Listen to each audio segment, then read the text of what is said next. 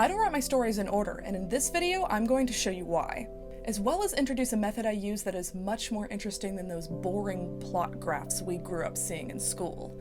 To those of you who have been stuck on your story not knowing how to move forward, this is for you. And for the rest of you, I hope this brings some value to your writing. Before we jump into this, let's start with some context. Growing up, I dreamed of becoming a famous author, and to that end, I researched every huge author of our generation. And I managed to find a pattern with them.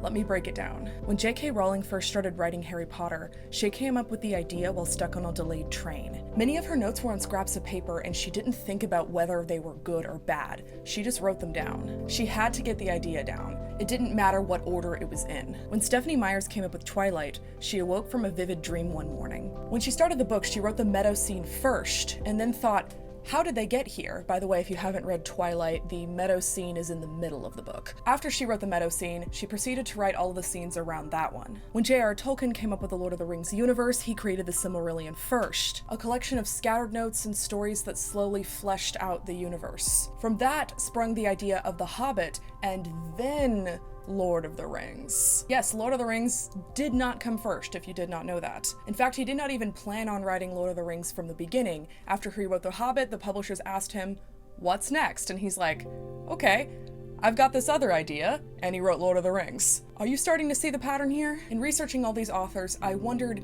what connects them? There has to be something that each of them did that led them to creating these great stories. And I know great is a strong word for Twilight, but hey, it was a big success, so I'm lumping it in there. And in fact, there absolutely is. Notice that none of these authors started their stories from the beginning. The closest is J.K. Rowling, but even she started with scattered notes while on the train, and I'm assuming that those were not from the beginning of the story. That's the key.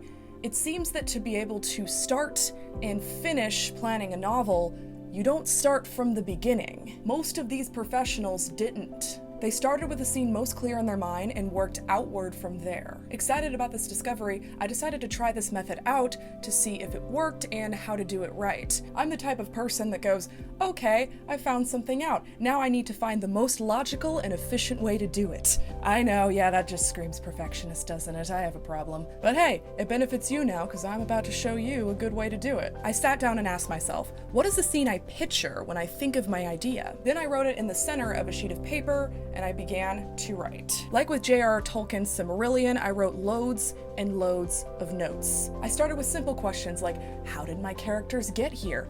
Why did my characters do that one action in that one scene? And I learned that those simple questions were the best ones to ask. They opened up so many possibilities for the story. I didn't think, I just wrote. I wrote down every idea I had regardless of whether it was good or bad. Then suddenly I began to fill in all these little events I didn't even know were going to happen in the story, and all the plot holes, and I began to come up with new characters, and I began to fill out the world. The idea I had slowly turned from a collection of scattered scenes into an outline for a novel, a real outline. My first one at the time. Now, don't get me wrong, this isn't some gigantic, monumental discovery. I doubt I'm the first one to come up with this. After all, it seems authors have been writing books out of order since books have literally been invented. However, I've seen a surprising lack of people talking about this online. There's a lot of writing advice like, just start, how to write your first chapter, how to plan an outline, but not, hey, you can write out of order if you want to, here's how to write out of order. So I wanted to talk about it in this video. If you guys are interested to, I've got a cute, rough little outline design I created to put this method into action. I call this method of planning the web method, because it treats a story more like an interconnected web of events rather than a straight line like we were taught in school. When the human mind comes up with an idea, it's rarely in order, so why should our stories be? I took this concept and ran with it, and now every time I sit down to write a new story, I never start from the beginning. I always plan the scene that is most clear in my mind and write the rest of the story around it. Here's what that looks like in real time.